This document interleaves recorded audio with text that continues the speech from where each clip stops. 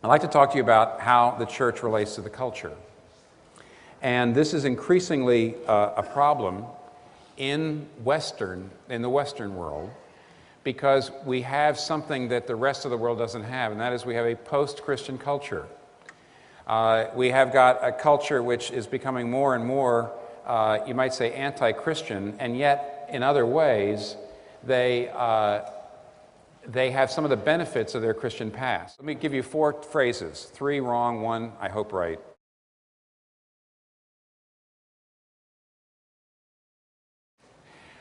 Defensive against, wrong. Purity from, wrong. Relevant to, wrong. Faithful presence within.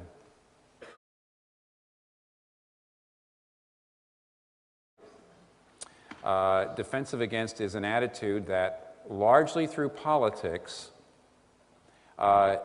we need to take back the culture by essentially taking Christian values, Christian concepts, and making sure the law upholds them. The defensive against mindset thinks that politics leads, that culture flows from politics.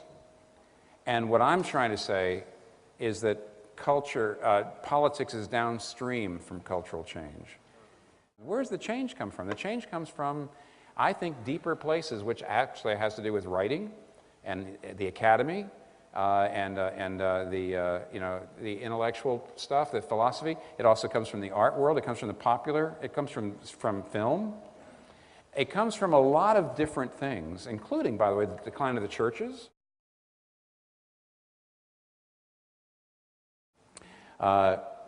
Purity from are people who say Christians shouldn't have anything to do with trying to reform society in any way at all. You've also got just the old-fashioned conservative evangelical pietism that says our job is to evangelize souls and to disciple people, and we really, as Christians, we shouldn't have anything to do with the world because everything in the world is going to burn up except souls, so let's win souls and that's it.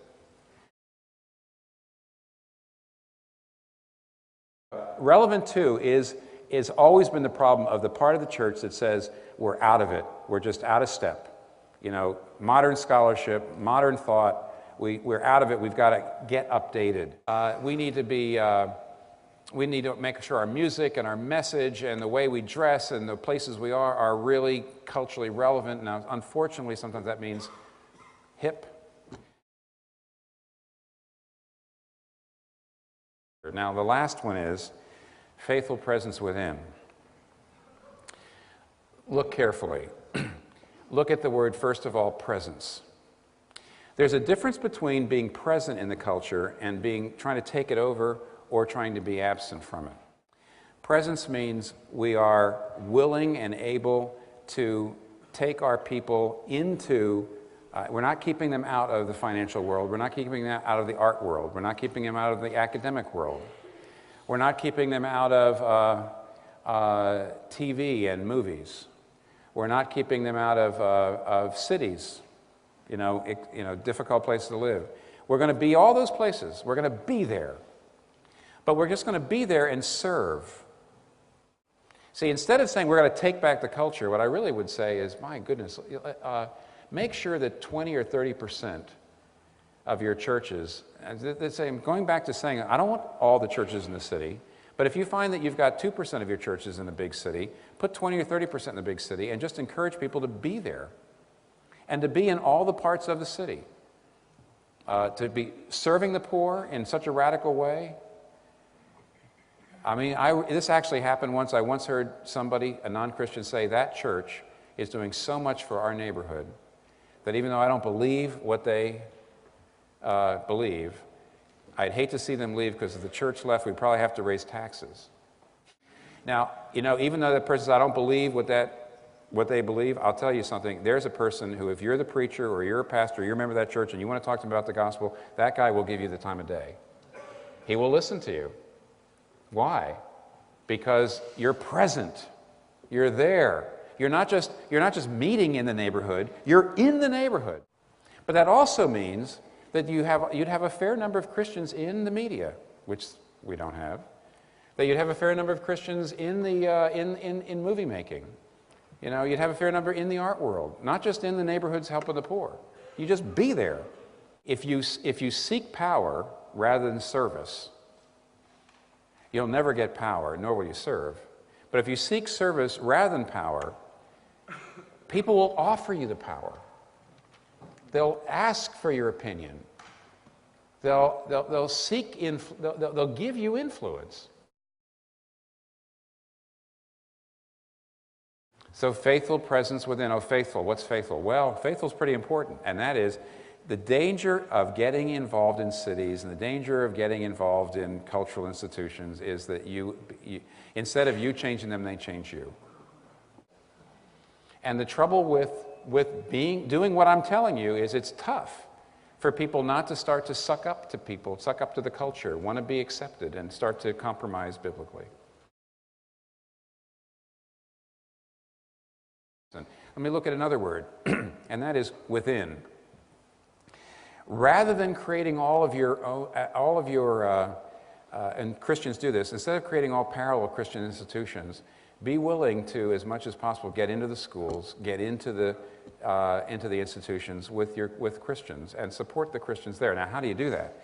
This is where your churches have got to become better and better, and so does my church, at helping people integrate their faith with their work. You have got to find ways of training your people to integrate their faith with their work, how to shape the way in which they work by their faith in the gospel. And that's going to be part of your discipleship program. There's got to be a way of discipling people to stay within the culture and not to withdraw from the culture and to come into your church. We're pioneering a couple of things. One of them is called Gotham Fellows, and Gotham Fellows is a post-university, one-year boot camp for thinking out what it means to be a Christian in your field. You get a lot of reading, a lot of theological study. You get a mentor in your field. So if you're a dancer, you get a Christian dancer. If you're a lawyer, you get a Christian law partner. If you're a financial person, you get a Christian person in the financial world. We have vocational fellowships, which means we get people together in their vocation, and we really encourage them to develop relationships and find ways of encouraging each other. You know, it means we will get musicians together, we will get artists, visual artists together, we'll get financial people together, business leaders together, marketing and promotion and advertising people together. I mean, we even have a composers fellowship. Let me confess something. I was trained to disciple people, but the only way I know how to disciple lay people is by increasingly pulling them out of their world into my church. So, I mean, in the early days of Redeemer, when we would win actors to Christ and businessmen to Christ, they would come and ask me questions like, well, what's the Christian what's the biblical view of short selling? And, you know, first of all, my attitude was exactly what almost all of you are saying, and that is, what's short selling? Or an actor would come and say, what do you think of method acting? I said, well, what's method acting? Well, see, in method acting, when you have a part that it requires you to be angry, you don't act angry, you actually get angry. What do you think of method acting? And I say, well, that doesn't sound good. Well, he says, you know, is that right for a Christian? And what kind of roles can I take? I mean, what kind of stories can I be involved in and tell? I don't know. I want to teach you how to lead a Bible study and eventually become an elder. I want to take you away from all that.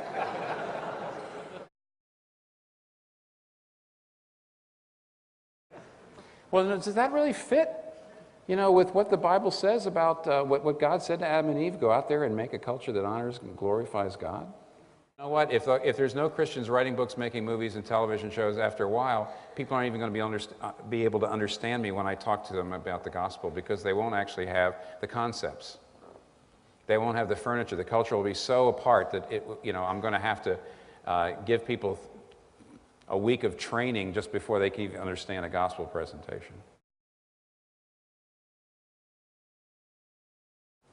Secularism tends to make people selfish. And religiosity and moralism tends to make people tribal.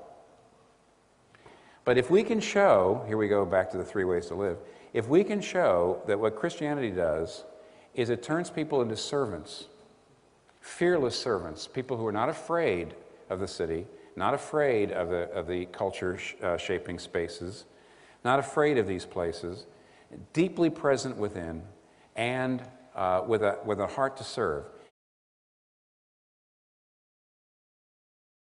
This whole thing about being present in the city. Yeah.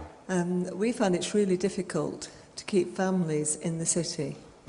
Because, like you said earlier, that there's a lot of single people. I mentioned that, right? Then they get married and then they go to the suburbs. Yeah. It really isn't. What you need to do is you need to give them positive examples of people who've done it. So you need to go to some people who are committed to staying in the city and raising their family in the city. Now, we all know that people who make a lot of money can live here without a problem. But the average person who's not making a lot of money will find it very, very difficult. But it costs $123,000 a year in Manhattan to purchase the same lifestyle as costs $50,000 in Houston. What to do is you have to find some people in the city who are committed to doing it, but they don't know how, and you work with them to try to be creative. So it's really probably more a matter of effort and will than just money. In other words, if you have some ingenuity, if you can find some other folks to do it, you can stay too. We've found that the most important thing is just to stay put yourself. In other words, as a pastoral family, we just found if we stay put and we don't move and we make friends and people want to stay in the city because they have such good friends. Just loving people and they don't want to lose the fellowship they've got. See, if you're just a great Bible teaching church, but you're not an incredibly warm fellowship, you're not going to keep people in the city.